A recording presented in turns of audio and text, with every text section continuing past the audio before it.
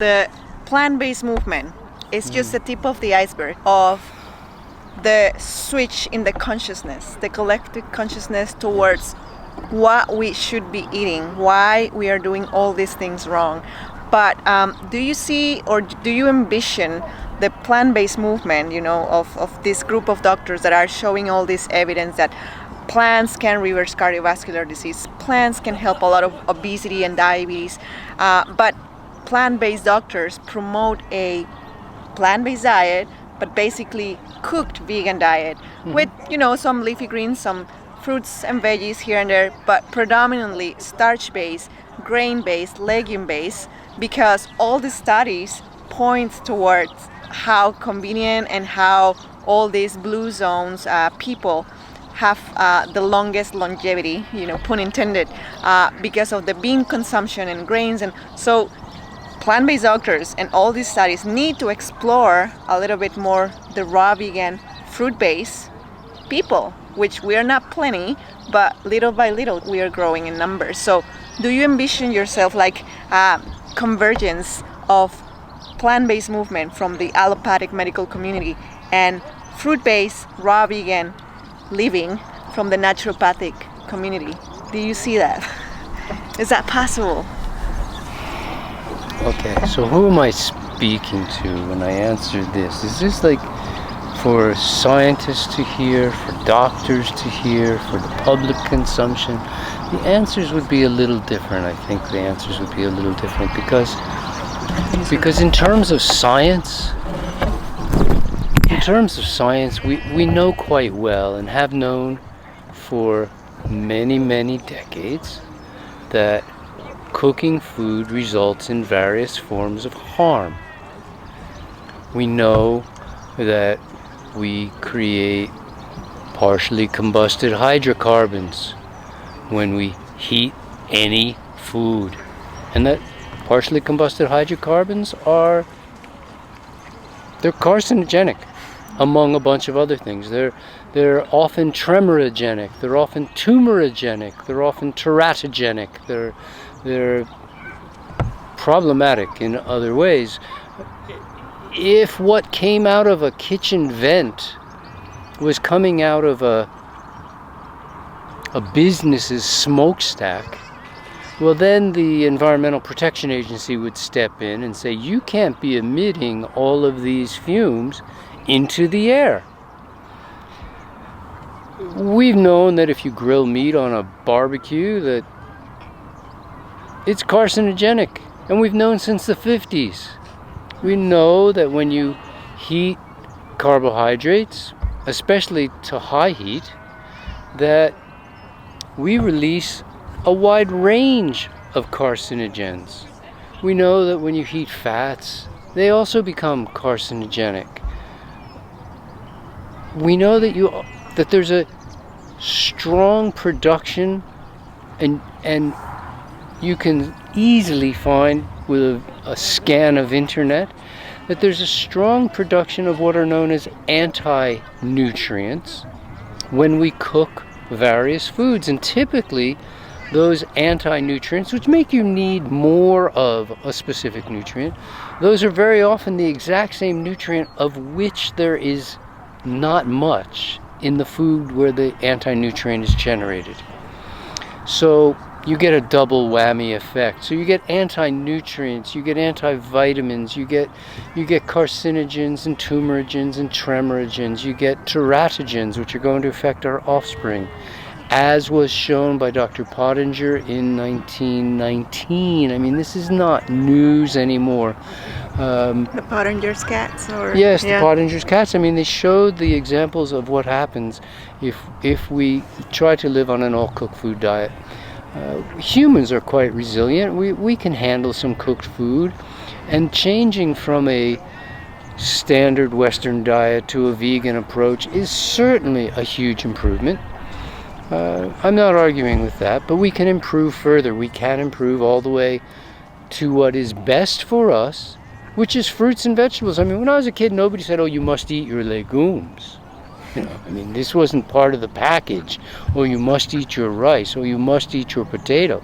You must eat your fruits and vegetables. This is what we teach our children, because the fruits and vegetables are best for us. From a straight science point of view, whether we want to look at the negatives that are caused or the lack of positives. I mean, starchy foods, first of all, if we look up starch in a dictionary, we see that it is a tasteless, not bland, it is a tasteless substance, because we do not have the digestive enzymes to break down starch and taste it until we first caramelize it by heating it. Well, when we caramelize it, we make dramatic changes happen in the starches, none of which are considered health-forming properties. So it fills you up, right? But oh yeah, it fills you up. It fills you up because we're using something called paste. Okay, now when I was in school, they told us don't eat the paste, the white stuff, the school paste. You stick one piece of paper to another. There is a commercial use for paste, and they use vegetable starch to make wallpaper paste. I mean, this has been the conventional use of starch for a long, long time. You make wallpaper paste. You can make things stick with paste. And the vernacular, the languages around the world do not hide the fact that we're making paste. If we add some eggs to paste, you end up with pasta. If you add some eggs and sugar to paste, you end up with pastry. We're not even hiding this fact that it's just paste, and if all you want to do is fill up, but what the English learned a long time ago, the English sailors learned, was that if they ignored their need for vitamin C, their teeth would fall out, they would get scurvy. They became known as limeys because they would travel with an ascorbic acid source. Turns out that not only does complex carbohydrates, these paste, contain the problems mentioned, but there's also no vitamin C. I mean, how could you make a human being who needs vitamin C 2 or 3 or 4 or 5 times a day, because it's a water-soluble vitamin that we just pee out, how could we make a food that has no vitamin C be the center of our diet and say, oh, this is what's best? There is no way. It has to be fruit. It has to be fruit. Now, in 1952, a gentleman who seemed, I think, to know what he was talking about, by the name of Linus Pauling, won a Nobel Prize in science because he recommended what were considered massive doses of vitamin C. He said there's health in massive doses. People made fun of him because he was recommending 100 times as much vitamin C as what are the recommended levels, about 200 times as much as what most people eat.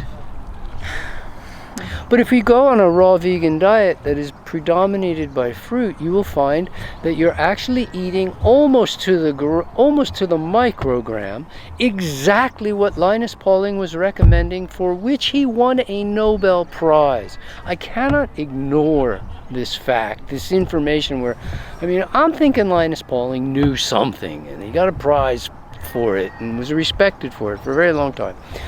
So for me, I don't care which aspect of the science, whether I want to look at the nutrition or I want to look at the food or the history or wherever I wish to turn, I just keep seeing fruit as the primary food source. Do I think that the hardcore cooked food eaters are going to magically transform and accept raw food as their source? Absolutely not. I do not see that happening.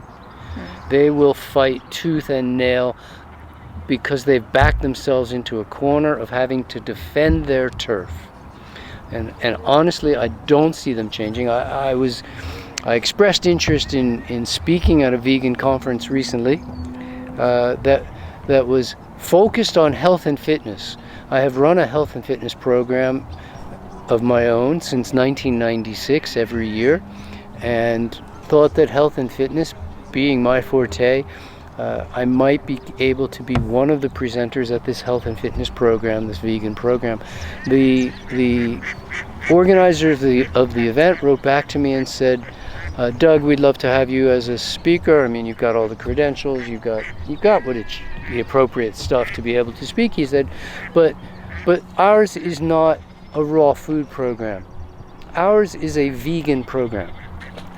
So we call ourselves raw vegan, but the vegans do not consider us vegan, which I find hard to understand, where they're a community that is so small that you would think they would welcome anybody even close. Yes. I mean, they welcome vegetarians. Or plant-based, right? They welcome plant-based, they welcome plant predominant, they welcome vegetarians into the vegan, oh, come to our vegan festival, you're a vegetarian, and then they shun raw vegans. This doesn't make sense, but I understand why. They've backed themselves into a corner where they're saying, eat starch, eat legumes, eat rice, eat potatoes, eat whatever it might be, sweet potatoes, whatever they're suggesting. And it would effectively mean admitting they were wrong. And no one likes to admit they were wrong. So they're gonna fight to the death. I honestly think they're gonna fight to the death. And that the next generation, as we now have, to my knowledge, I think I met one of the only children in existence who was raised on raw food, who is now in his 60s. And he was raised on raw food and ate nothing but raw food until his 33rd birthday. And I've known him for a long time. But he was, like, as far as I know, the only one in America to do this. Right? His parents were visionary. But in today's world, I know maybe a dozen children who are raised on exclusively raw food from birth. And those numbers are only going up. Yeah. Those numbers are only going up. There's going to be more and more and more of them. Here this week at the festival, I've already met several children who've never eaten cooked food. Amazing. Just at this one little festival. Amazing. So the numbers are going up as the consciousness rises of what raw vegan is. And all it takes is one generation to make that shift. Right. But I don't think the hardcore, even the leaders, they're not going to back down. I don't see it happening.